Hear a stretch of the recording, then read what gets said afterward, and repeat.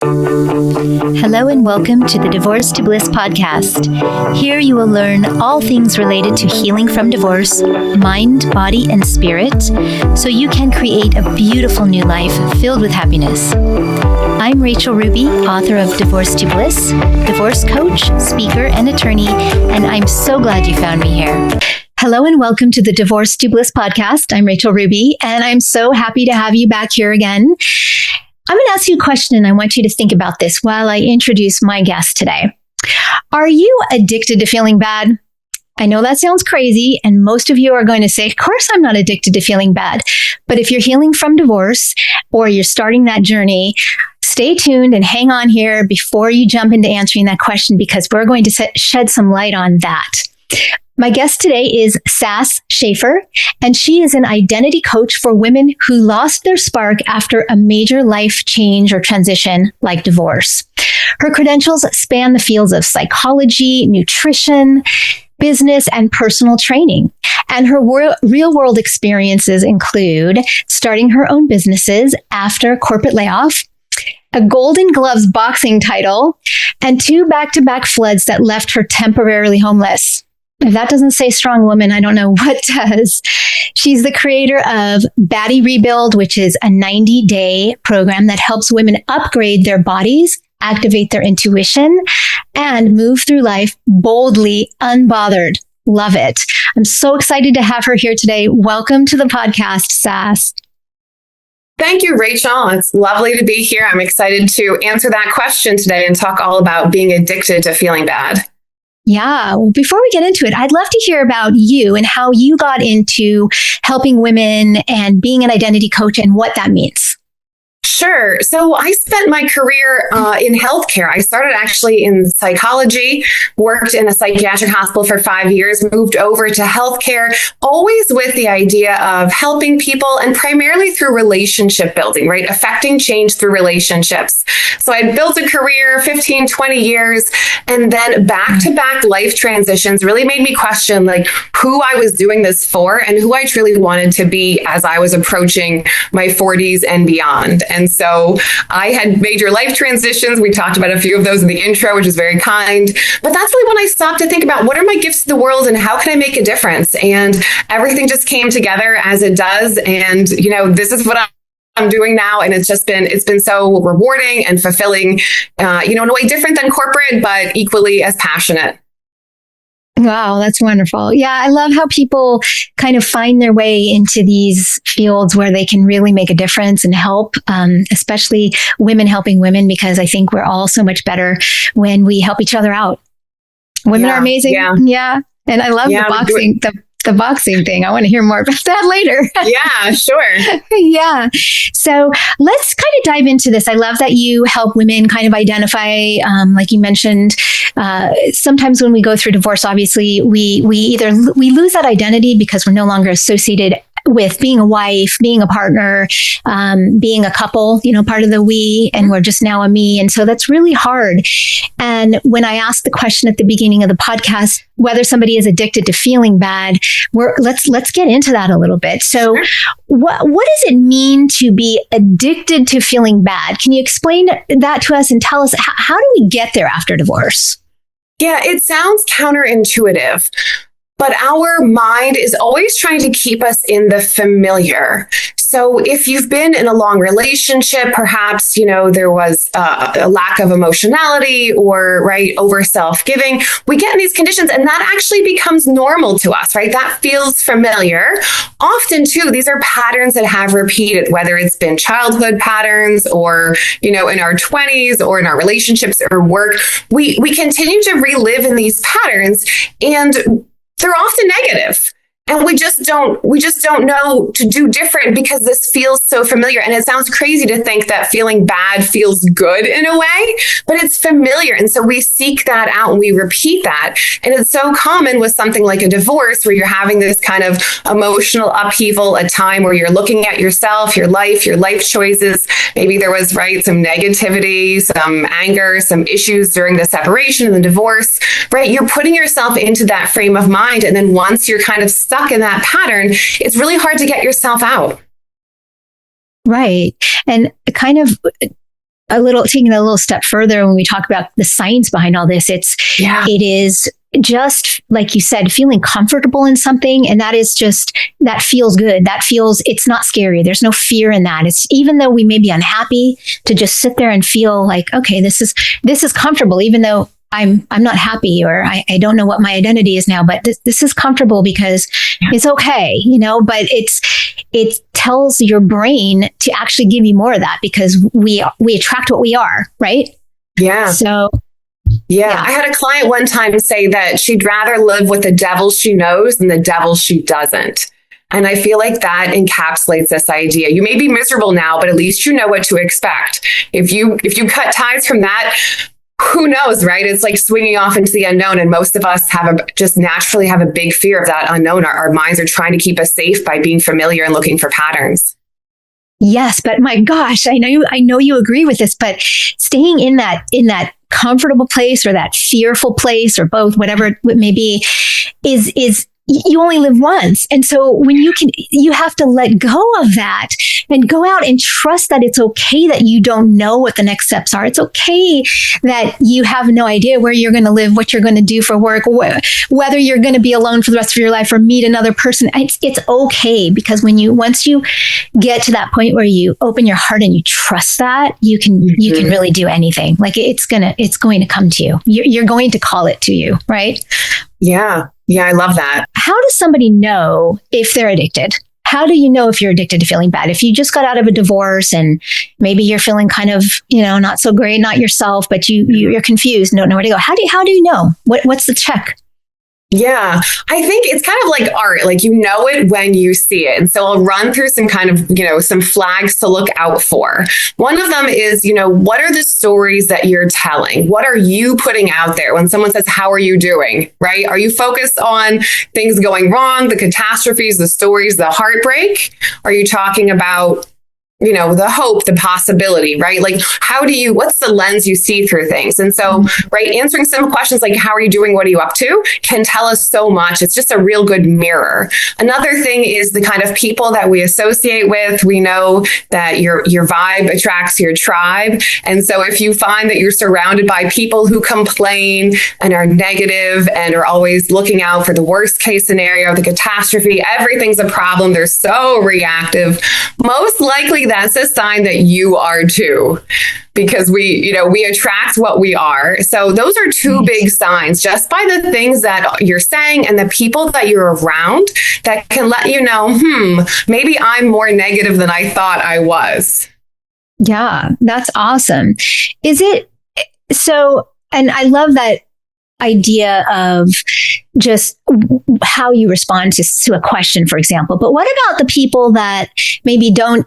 If your friend says to you, how are you feeling? And either you go into that negative, oh gosh, I feel terrible, I'm not happy, I'm sitting around doing nothing. Or you go into that, positive, maybe you don't feel that way, but I'm working on it. But what about the people that just say like, I'm fine, and don't want to share, or are too embarrassed to share, or don't choose to share? What can they do? Yeah, and we'll talk about this, I think, a little more. I think it's worth digging into a little more. But a lot of us, right, we shut down because it's overwhelming, right? The feelings are so big and they feel so unmanageable that it feels like the only option is to flatten them, right? Repress them, squish them, put them away, turn off the faucet to your feelings. And that's the safest way to deal with it. So that too is a way to see if you are, addicted to this feeling bad. If you have the shame around it, if you feel like what happened, the divorce, the relationship, your choices are so bad, right? Are just the worst in the world. And you might be a terrible person and I can't even talk about it. If that's the loop that runs in your head, that too is a sign that you are addicted to the feeling bad, even if you're not verbally complaining or, telling your sob story to everybody. That flatness, that total cutoff from your feelings is just another coping skill when the negativity is so big. That makes perfect sense. And I think with myself, in the end of my marriage in the last few years, I was so tired of everything becoming confrontational that I openly talked about this in my book, and I talk about it all the time on the podcast, that I actually muted myself and didn't, not only to others, but didn't deal with it inside of me. I chose not to deal with it. intentionally, which is funny because I am not afraid of confrontation. But at the time, I thought, first of all, we women, we like to fix things. And I just figured, I'll fix this in time when I have time. Right now, I'm just going to focus and it'll right itself probably somehow. And so that was one of the ways when I started realizing all of these things that I was doing that were actually not helping me make a decision. Am I going to leave? Am I going to stay? What am I going to do? That I was kind of sweeping stuff under the rug and ignoring it. And so what happens when somebody gets to that point, or when they might even know, or when they realize, hey, maybe I'm addicted to this feeling bad stuff because all I'm doing is sitting around. I mean, there's a time where you do need to grieve, but then there's a time where you need to stop. So what happens within the bodies, within our minds, within us when we start to pick this apart, when we realize that maybe we are addicted to feeling bad? Yeah.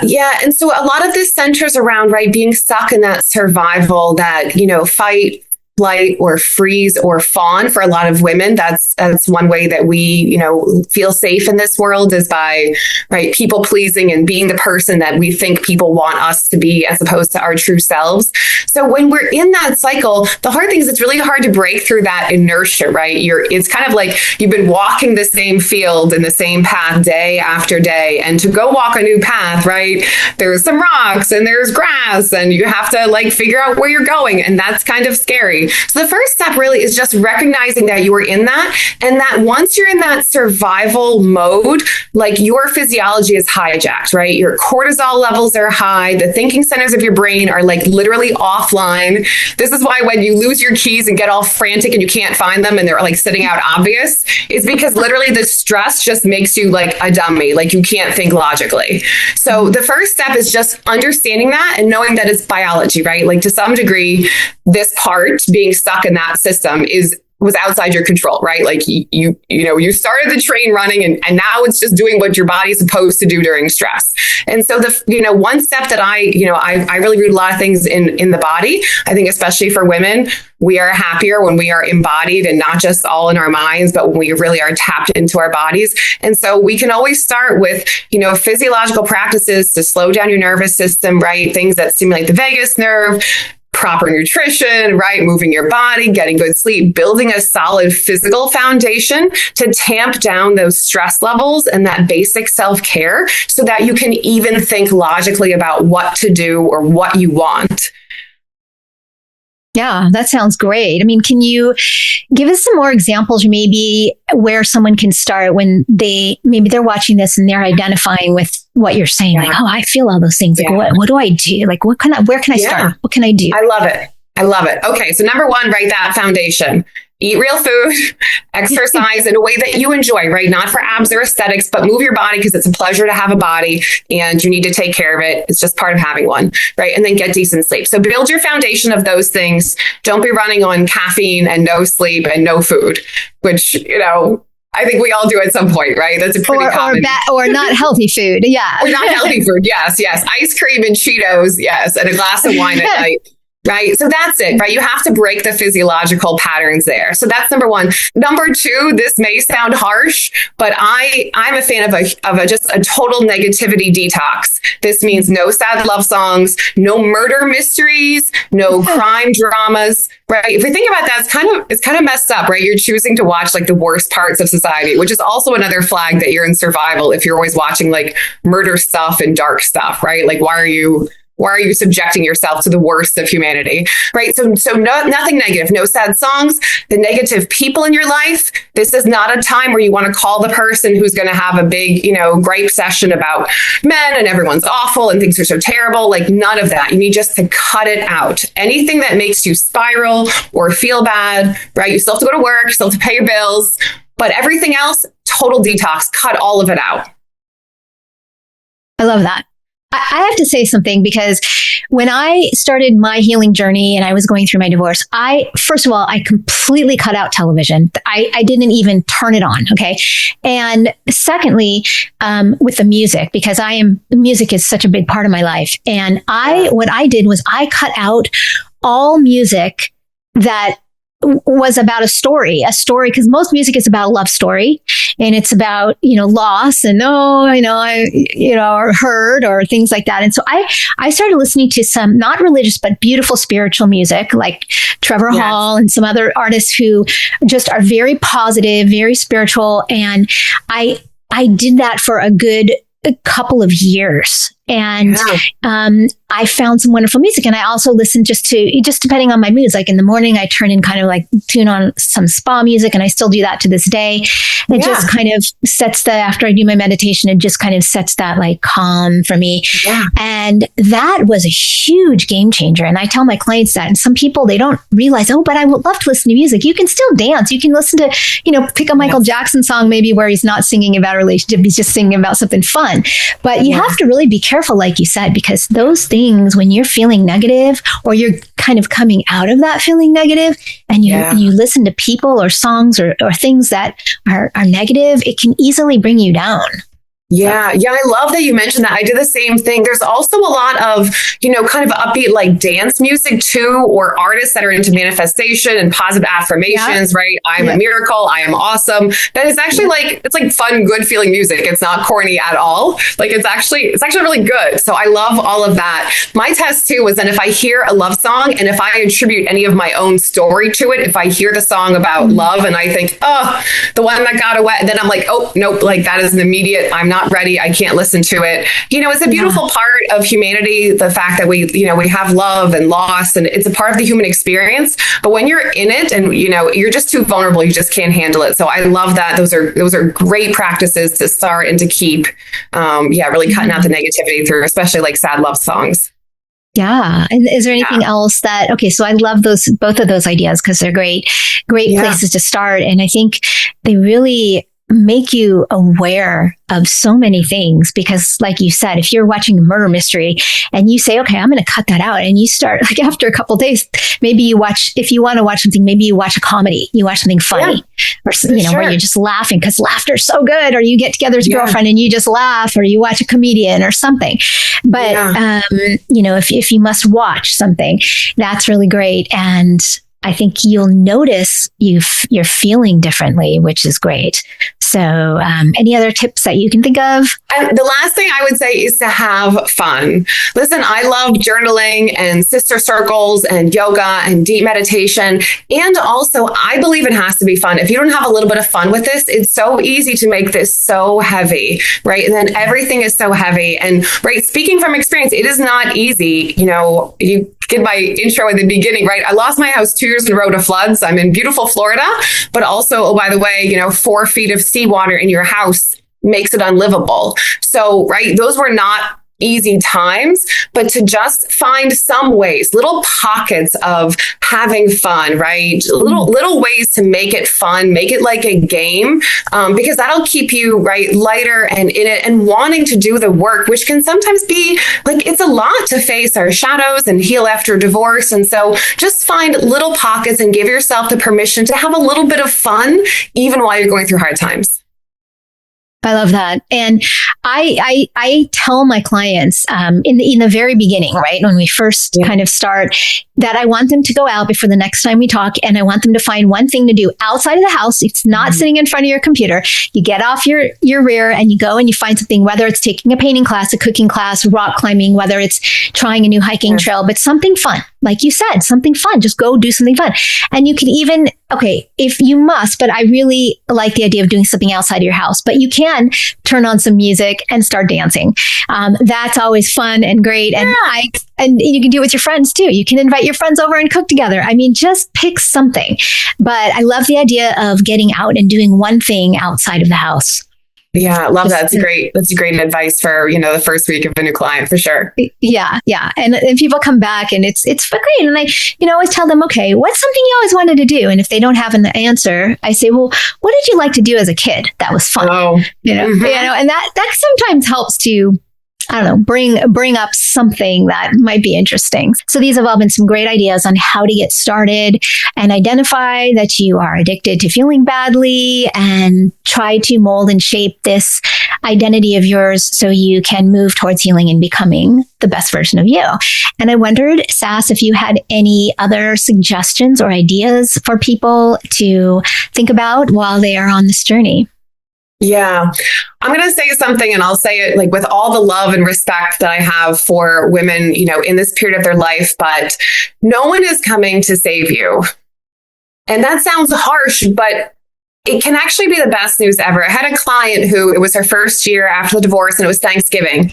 And she was just so sad that she wasn't going to have Thanksgiving and the kids weren't away. And she's like, what's going to happen? And the answer is, you have to make it, right? You have to find something. You have to make some Thanksgiving for yourself that is enjoyable. Maybe it's volunteer at a food kitchen. Maybe it's different than it was in the past, but you have to do it for yourself. No one is going to come and save you or fix it. Your ex isn't going to say, I was a jerk. I'm so sorry. You were always right. The kids aren't going to, right, do all their chores every day and act normal, right? That is never going to happen. It's always going to be on you, but that's actually very liberating because I think most of us as women, if we think back on our relationships, we have been the healer and the giver to so many people. It might have been the husband, it might have been your siblings growing up, or even your parents as an adult, taking care of them, or certainly raising your children, right? We pour so much into other people and we give so little to ourselves. And so this idea that no one's come to save you and you can heal yourself is actually great news for women because A, we've been doing it. We do it for everybody else. And B, you already have everything. You don't need anything else. You don't need to learn anything. You don't need to get your yogi certificate, right? You have all of the healing and all of the nurturing to get yourself back to where you want to be already within you. And that is super empowering. I love that. That is so beautiful because you pointed out so many wonderful things, but yes, waiting around for somebody else to come and fix you, come and save you, come and make this, better. You, like you said, you have it all inside you. And I think this applies. I know you deal with a lot of midlife women and I do as well. And this applies especially to those women because we as midlife women have more experience. We have so much more just things that we have learned about ourselves throughout the course of our lives, especially if we were in long marriages. I mean, I was with my former husband for 30 years. So, that's a long time. And so, yes, there was a lot of identity wrapped up in that long span of 3 decades. That was really hard to unravel. But once I realized that I'm the one that holds the key. I'm the one who can open my heart. No one else can. And I know I can do it because I was able to leave the marriage and I was able to be in the marriage and be a partner and be a mom and be a businesswoman and be an entrepreneur and all these things I have done over that time, over my adulthood, over my lifetime, just gave me more gasoline in my vehicle to be able to keep going. Right. And my gosh, I think as women, like you said, we want to fix, we want to heal, we want to be there, we want to please people, we want to do all those things. But now is the time to please yourself, to fix yourself, to heal yourself, because you're not going to be around forever. And once you realize this, it just opens your eyes and your heart to this incredible, beautiful version of yourself that I know it's hard to imagine when you're just starting out, but oh my gosh, it is heaven. Yeah. And you deserve it, right? You deserve it. I deserve it. We deserve it as women. You deserve to, eat a warm dinner. You deserve to, have the time to take care of yourself. You deserve all the little things that maybe you've sacrificed over the years or deprioritize yourself. You deserve all of the happiness, all of the joy, all of your dreams, all of your goals. You absolutely do. No matter what's happened, no matter how you acted, right? That happiness is still yours if you just will take that first step. And like you said, right? Open your own heart. You have the key to the prison you're in. It's really, you have the key the whole time. So beautiful. And it's so empowering. And I have spoken, and I know you have spoken with so many women who just are in that mindset of, I can't do it. I don't know how I can't, I'm unable. But look at your life and what you've done.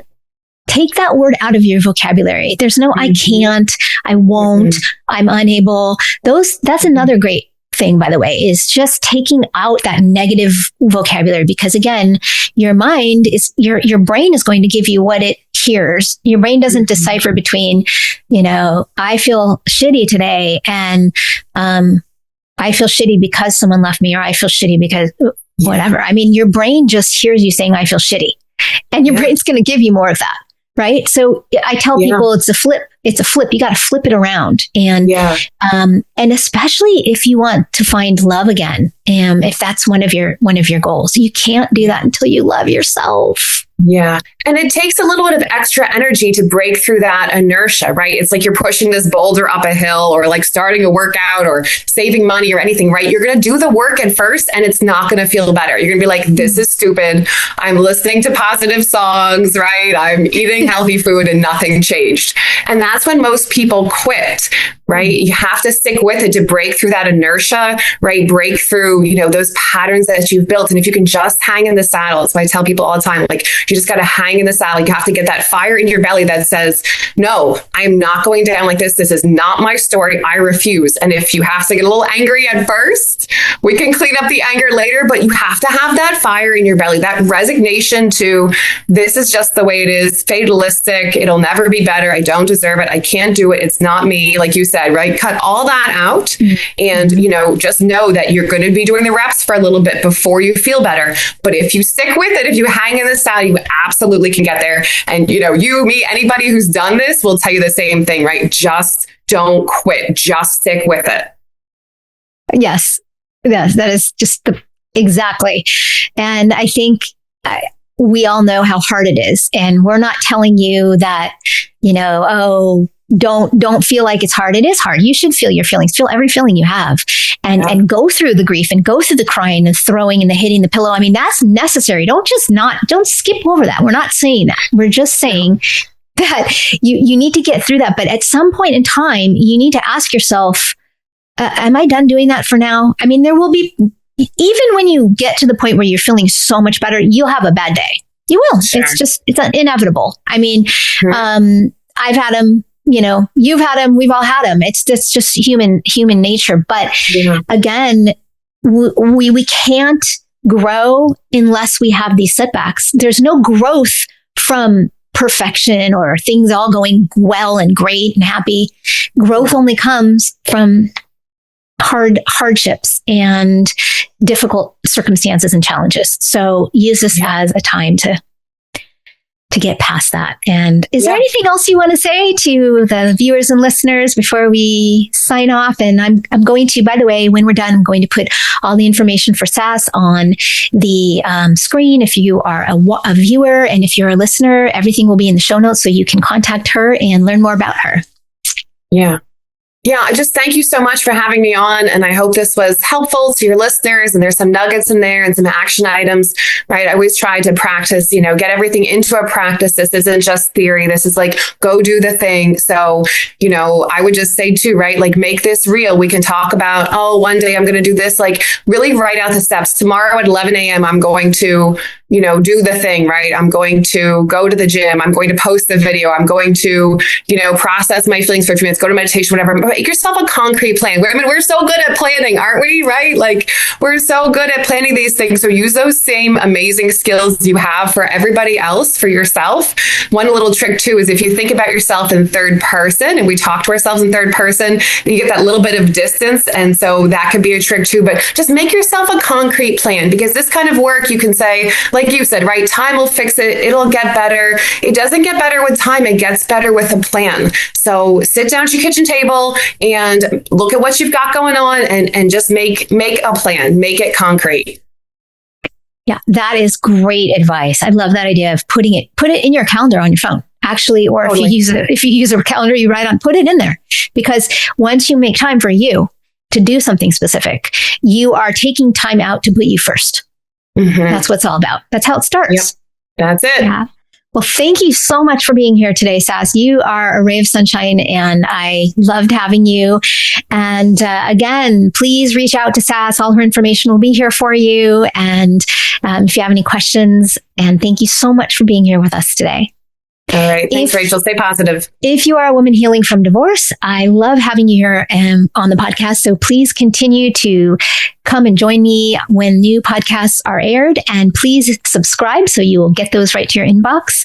And know that most importantly, you are not alone in this journey. And there are people like myself and Sass and other wonderful people you've seen here on the show or heard that can help you get through this. So take advantage of all of this positivity and good information. Thank you so much.